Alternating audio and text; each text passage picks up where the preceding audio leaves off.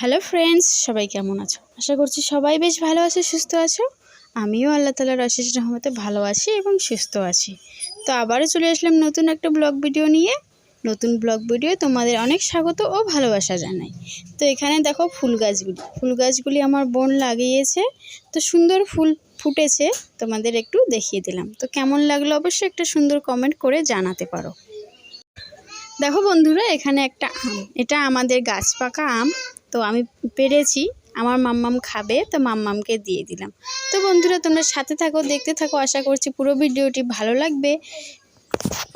তারপর দেখো বন্ধুরা, এদিকে একটা ফুল গাছ, এটাও সুন্দর লাগছে। আর এদিকে একটা মা গাছ গেড়েছে, এগুলোকে কি বলে জানি না, তোমরা যদি জেনে থাকো তো কমেন্টে জানাতে পারো। তো এই যে ছোট ছোট ফল হয়েছে, এগুলোই কিন্তু বড় হবে। তো বাবার বাড়িতে এসেছি, কাজকর্ম নেই, কোনখানে কি গাছ আছে এগুলোই তোমাদের সঙ্গে শেয়ার করতেছি। তো চা নাস্তা কিন্তু আমাদের হয়ে গিয়েছে। তো বন্ধুরা সাথে থাকো, দেখতে থাকো। তো বন্ধুরা, তারপরে চলে আসলাম বাইরে। তোমাদের একটা জিনিস দেখাই, আমিও দেখেছি, খুব ভালো লেগেছে। বাজারে তো আমরা কত বড় বড় করলা দেখি, তাও কিন্তু এতটা খুশি লাগে না যখন নিজের গাছে কিছু ফলন হয়, খুব ভালো লাগে। তো মা গেড়েছে, তাও আমারও ভালো লাগতেছে। দেখো কত বড় একটা করলা হয়েছে, আবার ছোট ছোটও হয়েছে, কিন্তু এটা সুপারি গাছে উঠেছে।